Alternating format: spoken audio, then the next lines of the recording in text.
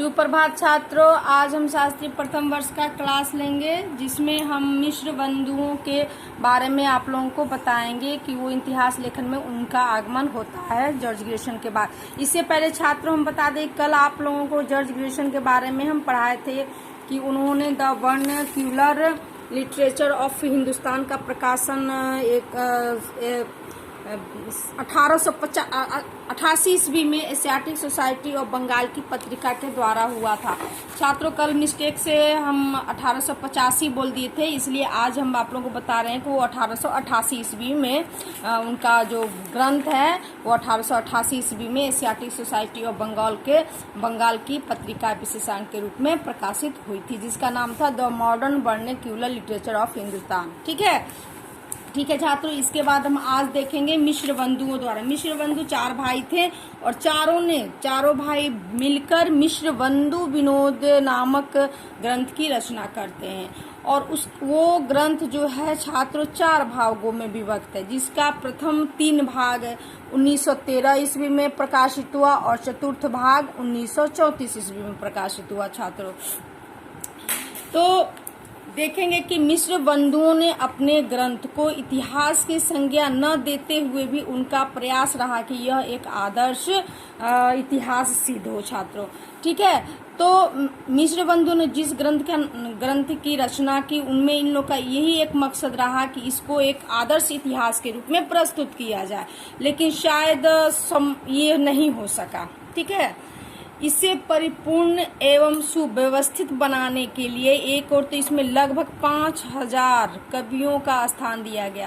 यानी मिश्र बंधुओं ने अपने ग्रंथ मिश्र बंधु विनोद में 5000 कवियों का स्थान दिया और दूसरी ओर उन्होंने इसे 8 से भी अधिक काल खंडों में विभक्त किया। यानी देखते हैं छात्रों की, जब अभी तक हम लोग पढ़े हैं ग्रियर्सन द्वारा, इससे पहले शिव सिंह सेंगर द्वारा, इससे पहले करीमुद्दीन द्वारा, इससे पहले गारसा दत्तासी द्वारा, लेकिन किसी ने 5000 कवियों से कम ही कवियों का अपने स्थान दिया अपने ग्रंथ में, लेकिन इन्होंने 5000 कवियों को तो स्थान दिया ही।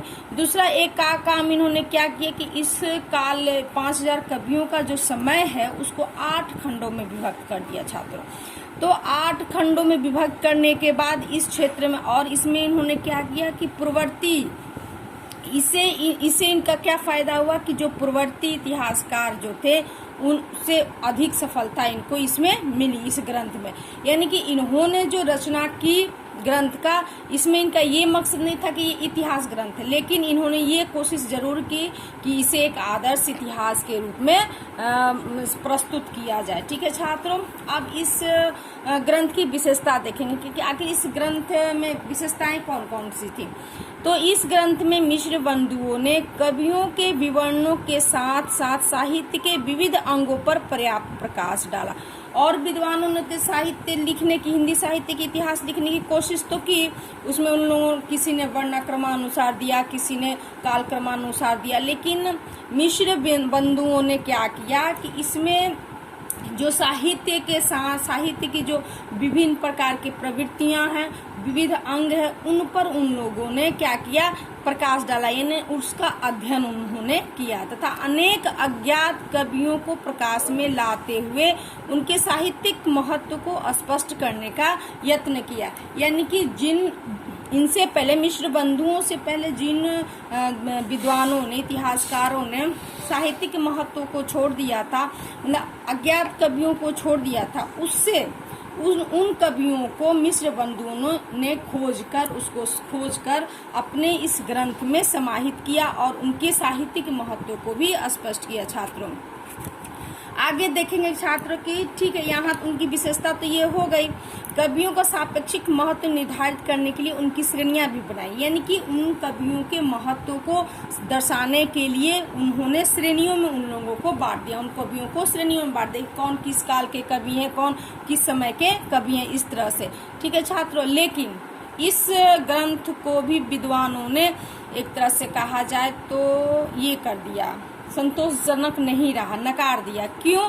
तो इनमें कहा कि ठीक है, ये ग्रंथ इतिहास लेखन के लिए सही है, लेकिन जो सटीक होना चाहिए, उसमें कुछ न कुछ कमी इसमें भी रह ही गया। इसलिए उन्होंने कहा कि विद्वानों द्वारा की गई समीक्षा दृष्टि से यह ग्रंथ भले ही संतोषजनक नहीं रहा, लेकिन इसमें कोई संदेह नहीं कि इतिहास लेखन की पूर्व परंपरा को आगे बढ़ाने में इसका महत्वपूर्ण योगदान रहा है। यानी कि इसमें कुछ त्रुटियां इसमें भी रह गई छात्रों, लेकिन ये एक तरह से इतिहास लेखन की परंपरा को आगे बढ़ाने का काम किया है यह ग्रंथ ने। इसलिए रामचंद्र शुक्ल ने खुद स्वयं स्वीकारा है कि कवियों के परिचयात्मक विवरण मैंने प्रायः मिश्र बंधु विनोद से लिए हैं।